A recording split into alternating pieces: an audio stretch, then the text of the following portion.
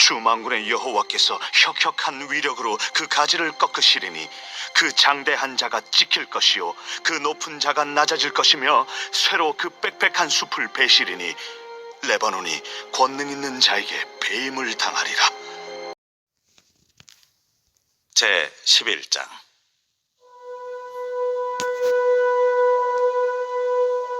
이새의 줄기에서 한 싹이 나며 그 뿌리에서 한 가지가 나서 결실할 것이요 그의 위에 여호와의 영 곧 지혜와 총명의 영이요 모략과 재능의 영이요 지식과 여호와를 경외하는 영이 강림하시리니 그가 여호와를 경외함으로 즐거움을 삼을 것이며 그의 눈에 보이는 대로 심판하지 아니하며 그의 귀에 들리는 대로 판단하지 아니하며 공의로 가난한 자를 심판하며 정직으로 세상의 겸손한 자를 판단할 것이며 그의 입에 막대기로 세상을 치며 그의 입술의 기운으로 악인을 죽일 것이며 공의로 그의 허리띠를 삼으며 성실로 그의 몸에 띠를 삼으리라.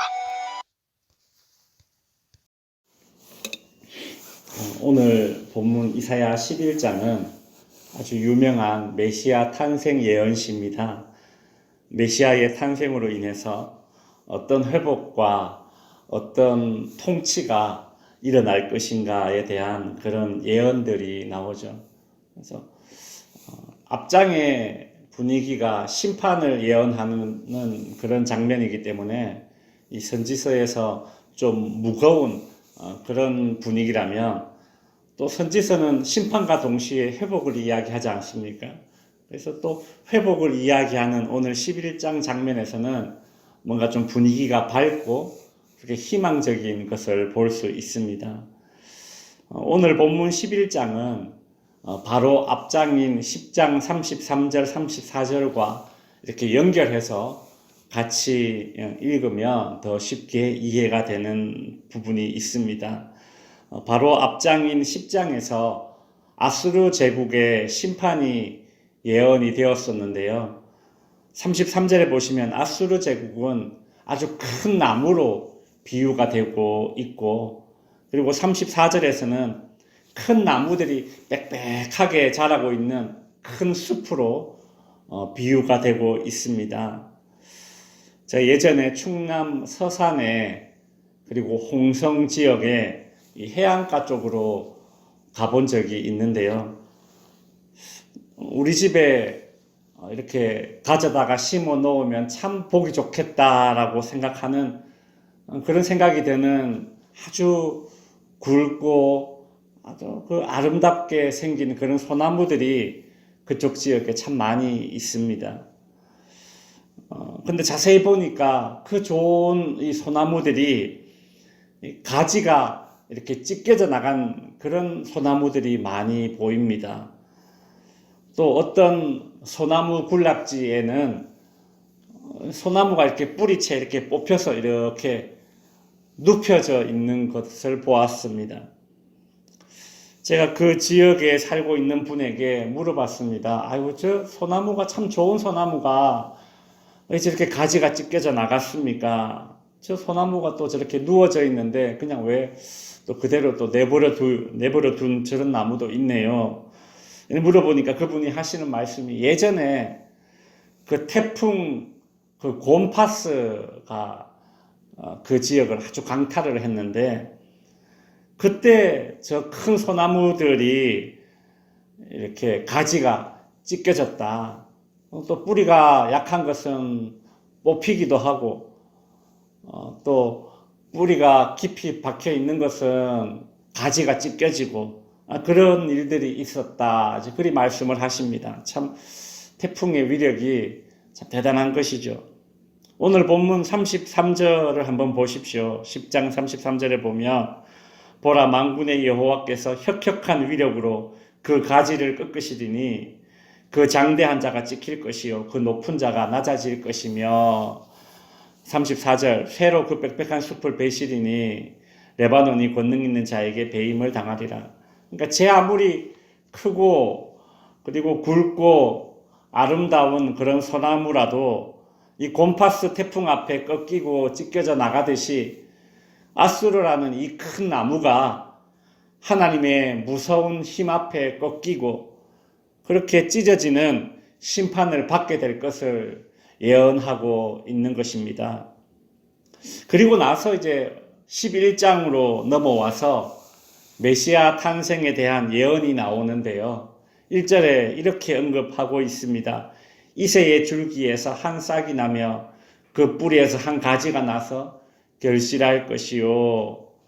그냥 아수르가 큰 나무에 비유되었다면 메시아가 태어날 민족인 이 이스라엘은 큰 나무와 비교되는 아주 너무나 연약하고 볼품없는 나무 그루터기에서 자란 줄기, 그 뿌리에 큰 나무가 잘려지고 나면 옆에서 이렇게 줄기가 올라오지 않습니까?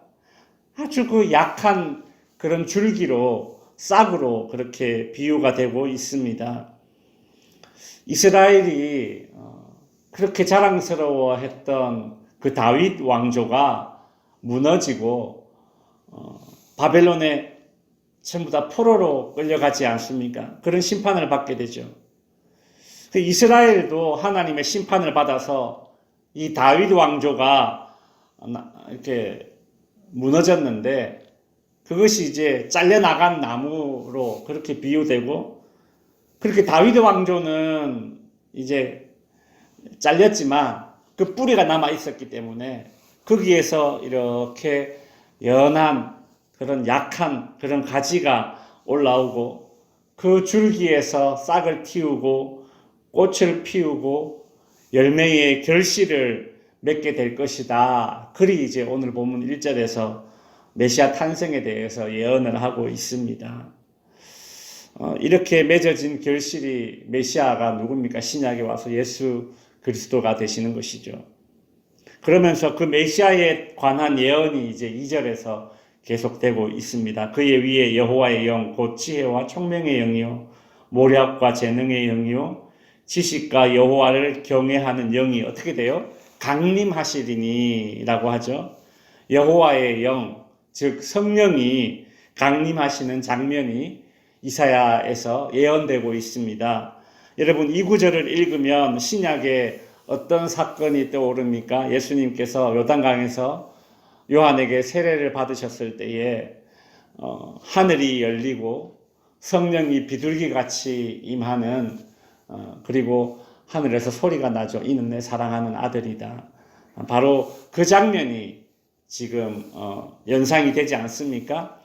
즉 구약의 이사야서에 예언된 이 메시아의 모습은 신약의 예수 그리스도로 그렇게 이제 귀결이 되는 것입니다.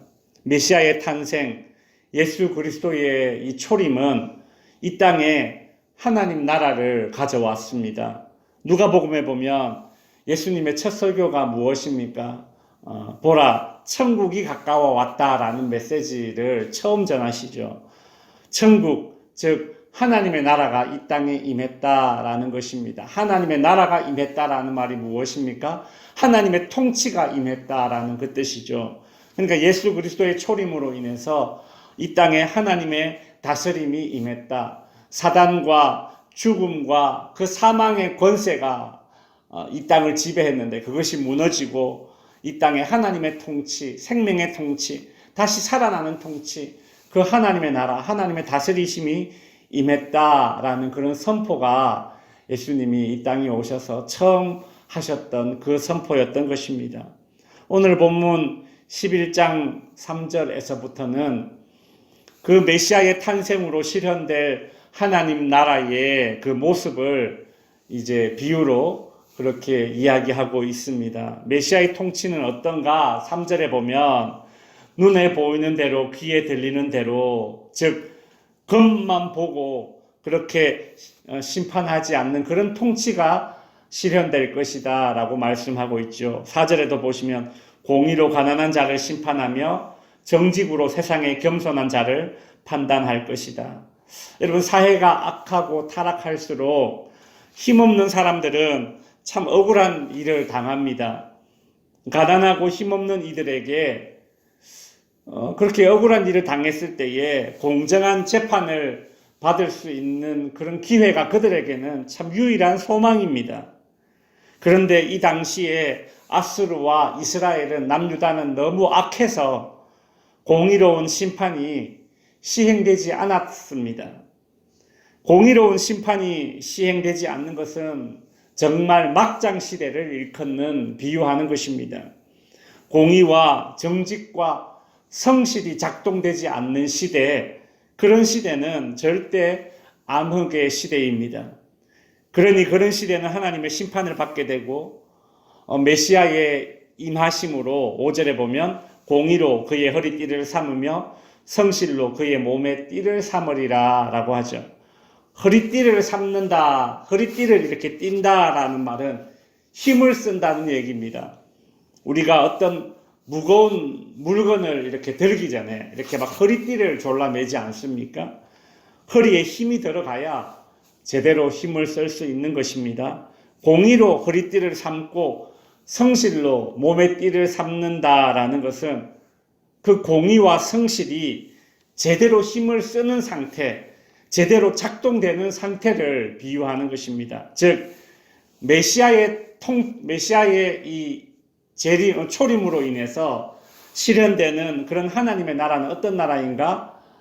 공의로운 심판이 이루어지지 않던 그런 나라가 어떻게 됩니까? 공의와 성실이 제대로 작동되는 그런 희망적인 세상이 될 것이다 라는 그런 예언의 말씀이 오늘 본문에 나옵니다. 이제 말씀을 정리하면서 기도 제목을 드리겠습니다. 아무리 큰 나무도 태풍에 뿌리채 뽑히고 가지가 찢겨져 나가는데 대한민국이 요즘 전 세계에 한류 바람이 불어서 얼마나 유명해졌습니까? 또 전 세계에 복이 드문 그런 경제 성장을 이룬 나라가 한국입니다.